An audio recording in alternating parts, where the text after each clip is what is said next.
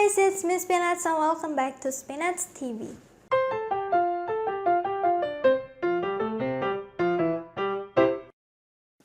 Di video kali ini aku akan melakukan book haul aku di bulan Juli yang menurut aku sebenarnya ya nggak banyak-banyak banget, tapi oke lah.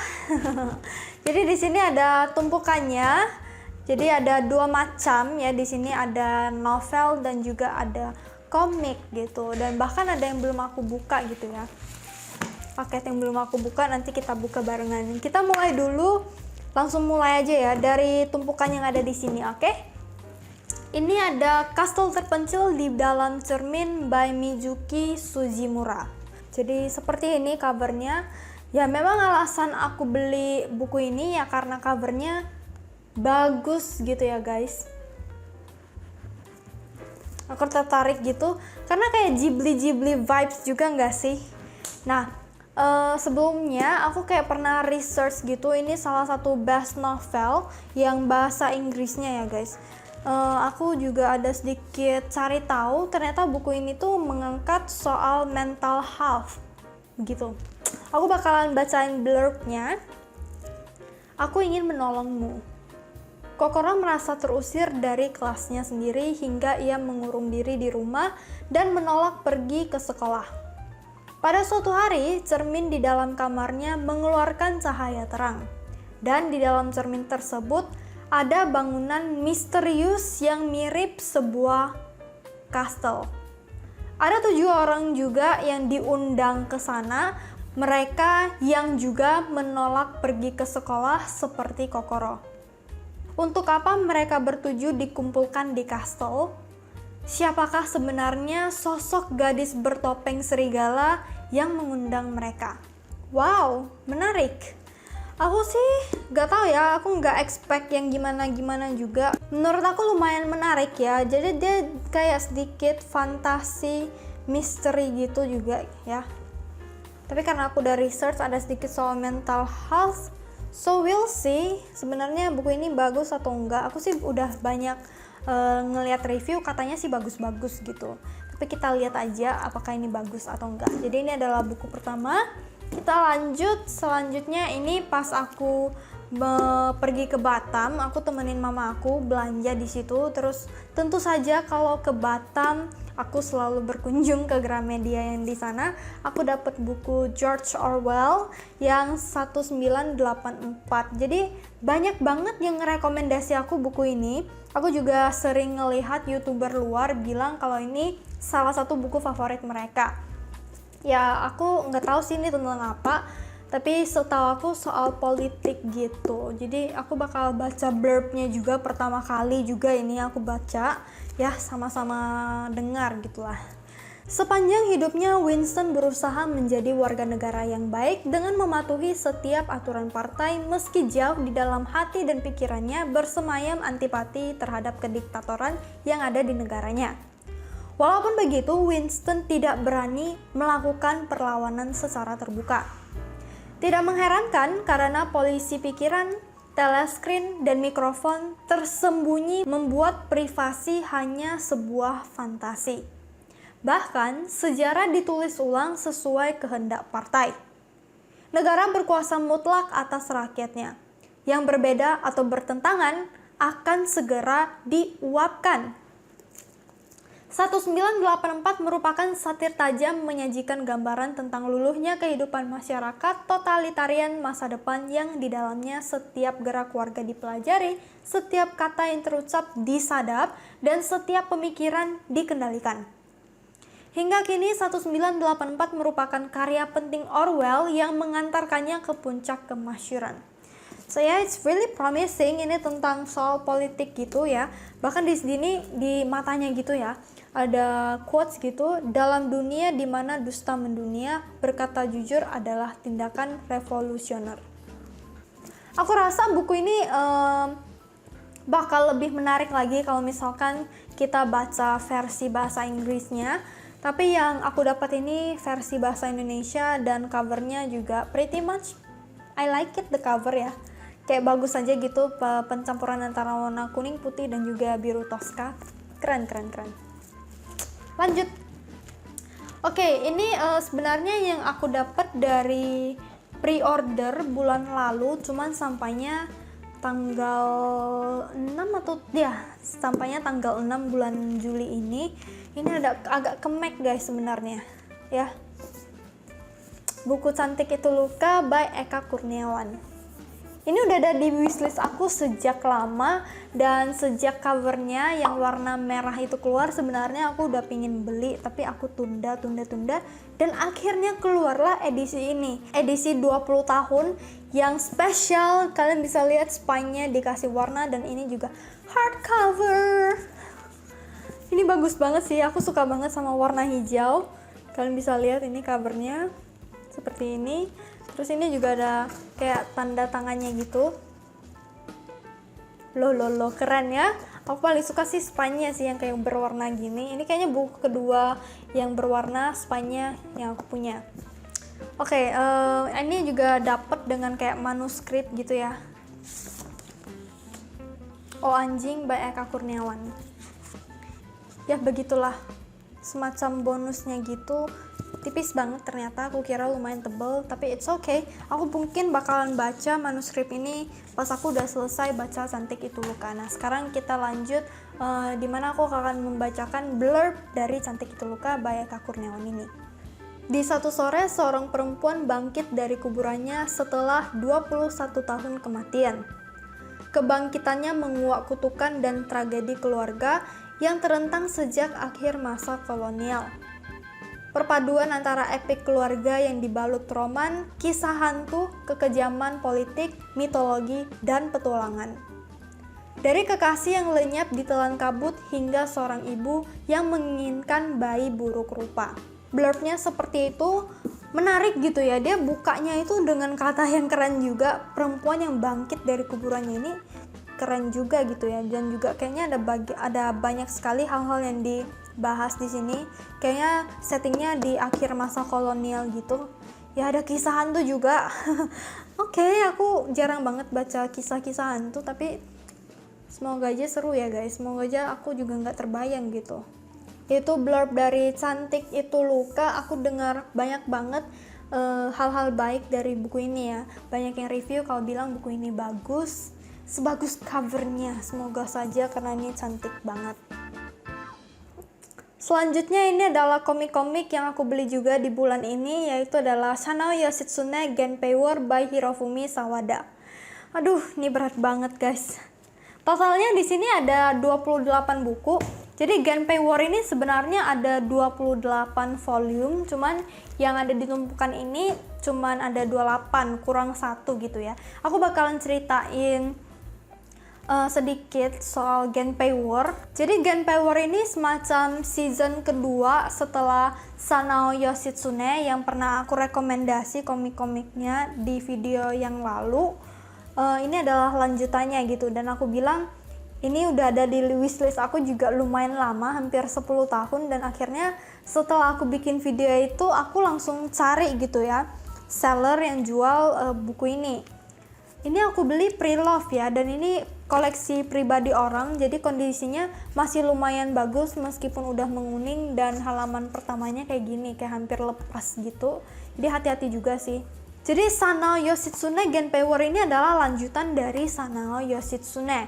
Nah, kalau penasaran Sanao Yoshitsune ini sebenarnya ceritanya tentang apa, aku bakalan mengulang kembali ceritanya melalui video sebelumnya ini. Jadi aku bakalan tampilin alur ceritanya ke kalian. Sanao Yoshitsune ini adalah manga historical gitu, mengangkat cerita tentang ahli strategis di Jepang Minamoto no Yoshitsune. Cuman ini kan fiksinya ya, ceritanya itu di abad ke-21 arkeolog menemukan fakta bahwa Minamoto Yoshitsune ini, si legendaris ini ternyata udah meninggal pas umurnya 16 tahun.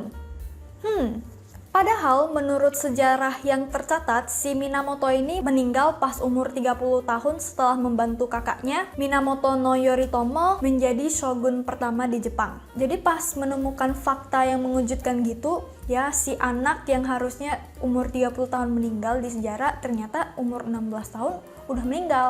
What happened gitu. Kemudian dia bakalan flashback ke pertengahan abad 12 di mana terjadinya perang saudara. Perang saudara ini terjadi antara dua keluarga, yaitu keluarga Taira atau yang disebut sebagai klan Heike, kemudian sama keluarga Minamoto atau klan Genji. Nah, perang ini resultnya klan Genji kalah. Jadinya semua keluarganya Minamoto ini hampir rata-rata dibunuh. Cuma beberapa yang dibiarkan hidup. Dan yang dibiarkan hidup ini, keluarganya ini rata-rata diawasi dengan ketat oleh si klan dari Heike ini. Yang dibiarkan hidup itu ada putra yang paling tua, Minamoto no Yoritomo, yang kemudian diasingkan, tapi tetap diawasi ketat sama keluarga Ito, salah satu klan yang paling setia sama Heike. Kemudian saudara tirinya, Minamoto no Norio, juga diasingkan. Terus ada si putra termuda, dia dibiarkan tetap tinggal sama ibu kandungnya, dan ibu kandungnya ini menikah lagi dengan salah satu menteri yang kuat gitu di saat itu. Tapi dia tetap diawasi dengan ketat juga.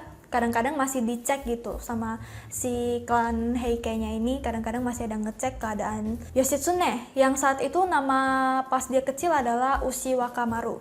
Sejak kecil Ushi Wakamaru ini selalu diawasi dengan ketat gitu ya, nggak pernah lihat dunia luar, cuman ngelihat langit doang. Kadang-kadang dengar anak-anak main gitu kan, dia cuman bisa berdiri ngeliatin doang, jadi kasihan. Suatu hari, suatu kejadian, Ushi Wakamaru hidupnya berubah gitu setelah ibunya gitu ya ketemu dengan seorang pengamen jalanan. Si pengamen jalanan atau Hyota ini mirip banget sama Ushi Wakamaru ya, dari wajah, dari postur, bagai pinang dibelah dua, mirip banget.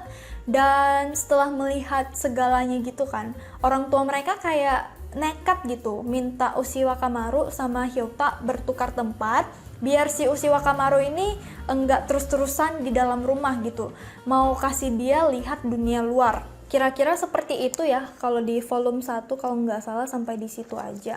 Yang menariknya di sini, keduanya sama-sama cerdas guys. Kalau yang satu pintar karena sering baca, kalau yang satu lagi street smart gitu. Terus dia juga fleksibel, dia akrobatik banget, hebat gitu. Jadi ya itu kisahnya. Jadi kita akan ngelihat gimana kehidupan mereka setelah bertukar tempat. Yang satu jadi pengamen jalanan, yang satunya lagi jadi putra dari menteri gitu.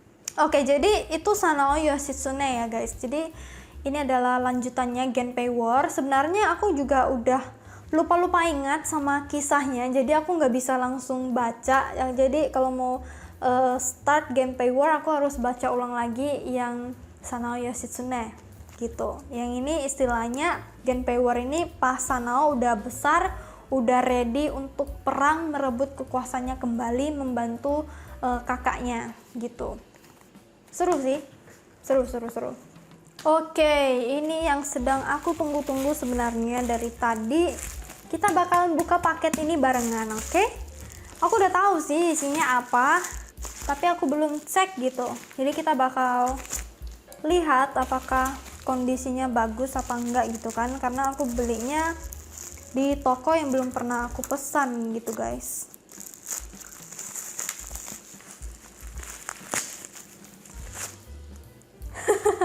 Jadi ini adalah Sanao Yoshitsune Genpei War yang volume 10, tapi ini kok kotor banget ya. Ih, ini harus segera dibuka, ini harus segera dibersihkan karena ini kotor meskipun baru, ya ampun. Kotor guys, kotor. Ini aku harus lap-lap lagi, kalian bisa lihat. Ya ampun. Ya ini aku harus lap ulang lagi. Dalamnya ya masih baru sih, cuman menguning. Ya sudahlah, karena ini kopiannya memang udah lumayan lama gitu ya hitungnya komik ini. Jadi aku bakalan ceritain dulu drama pas aku beli komik-komik Sanao Yoshitsune ini. Sebenarnya komik ini kan udah terbitan lama gitu ya. Jadi kalau misalkan kalian mau beli yang baru itu lumayan susah carinya, yang satu sampai langsung tamat 29 gitu. Harganya sih kalau nggak salah yang antara 1 sampai 12 atau 13 itu ada yang dijual per box dan harganya lebih murah. Tapi untuk kelanjutannya 13 sampai 29 itu nggak ada boxnya guys. Jadi kalau misalkan kalian mau beli, nggak bisa dari satu toko semua dapet gitu. Jadi lumayan sulit sebenarnya mau nyari. Dan akhirnya pas aku cari di Tokopedia, ini aku ketemu yang pre-love, harganya juga lumayan murah, 350.000 1 sampai 29 lengkap gitu. Jadi pas aku chatting tanya soal kondisi dan lain sebagainya gitu kan, orangnya bilang oke, aku pun udah oke. Saat itu aku bilang aku pingin ke Batam gitu. Jadi mungkin aku bakalan check out pas aku udah OTW pulang. Gak lama kemudian sellernya chat aku lagi, katanya ternyata dia kurang volume 10 guys. Jadi cuman ada 28 edisi, masih mau apa enggak gitu kan. Terus aku mulai nego lah ya, karena aku ngelihat di toko lain dan aku hitung-hitung kalau misalkan aku beli edisi yang box 1 sampai 12 itu harganya lebih murah. Jadi aku coba tanya dulu ke seller, kalau misalkan aku ambil dari volume 13 sampai 29 boleh atau enggak. Sellernya nggak mau, maunya langsung sekali jual gitu. Jadi ya mau nggak mau ya udahlah, daripada aku susah-susah ambil di dua toko yang berbeda, langsung ambil satu set full kurang satu nggak apa-apa gitu kan. That's why aku pesen nih di toko lain khusus untuk yang edisi 10 ini. Jadi itu ceritanya. Lumayan memuaskan sih ya, karena harganya juga sebenarnya lumayan murah, dari 350.000 karena kurang yang volume 10 dia potong 25.000, jadi harganya 325 totalnya semua ditambah ongkir 165 gitu. Nah ini buku selanjutnya yang aku beli ya bersama dengan Sanyo Shitsune ini adalah The Song of Achilles by Madeline Miller. Jadi ini tuh lumayan populer ya, kayak booming banget, nggak di BookTok, di YouTube semuanya pada bicarain The Song of Achilles. Cuman punya aku ini yang versi bahasa Indonesianya. Sebenarnya aku pingin baca yang bahasa Inggris. Cuman pas aku lihat covernya, aku lebih prefer yang bahasa Indonesia gitu loh. Covernya lebih bagus. Dan aku memang orang yang suka koleksi buku karena ngelihat covernya cantik gitu kan. Jadi ya sudahlah, aku ambil aja yang Indonesia karena covernya lebih bagus gitu. Dan ya ini kondisinya bagus ya. Mungkin karena komiknya itu udah lama jadi kondisinya gak gitu bagus. Kalau ini masih keren kok, masih bagus. Oke. Aku bakalan bacain blurbnya. Yunani pada zaman para pahlawan. Patroclus, seorang pangeran muda yang kikuk, diasingkan ke istana raja Peleus dan putranya yang sempurna, Achilles. Mereka tumbuh menjadi pemuda yang cakap dalam seni perang dan pengobatan, dan kedekatan mereka berkembang menjadi hubungan yang lebih dalam. Meski sangat ditentang oleh ibu Achilles, Thetis, dewi laut yang kejam. Lalu tersiar kabar bahwa Helen dari Sparta telah diculik. Bimbang antara takut dan rasa sayang terhadap sahabatnya, Patroclus pergi bersama Achilles ke Troy, tanpa menyadari bahwa tahun-tahun selanjutnya akan menjadi ujian bagi semua yang mereka sayangi. Jadi ini tuh semacam mitologi Yunani gitu, mengangkat kisah dari Patroclus dan juga Achilles. Aku sendiri bukan orang yang sering baca mitologi Yunani gitu ya, jadi aku kurang paham sebenarnya. Tapi aku dengar banyak banget yang kasih buku ini bintang 5, banyak banget yang bilang buku ini sedih banget gitu, dan semoga aja aku bisa jatuh cinta juga sama buku ini. Ya kabarnya memang bagus kan guys, cakep gitu desainnya. Dibandingkan yang versi bahasa Inggris, aku lebih suka yang ini sih. Oke guys, jadi itu aja buku-buku yang sudah aku beli di bulan Juli ini. Lumayan banyak, tapi yang nggak banyak-banyak juga lah ya. Kebanyakan karena volume komiknya banyak gitu, jadinya kelihatannya kayak banyak apa sih. Nah di situ ya, karena terlalu berat nggak bisa aku angkat. So ya, di antara buku-buku ini apakah ada yang sudah kalian baca? Kalau udah, boleh kalian komen di bawah. Aku pengen tahu apakah bagus atau enggak gitu. Oke? So ya, untuk video kali ini sampai di sini dulu teman-teman. I hope you guys enjoy this video, and if you do, don't forget to leave a like and also subscribe if you guys haven't already, and I'll see you guys on the next video. Thank you for watching.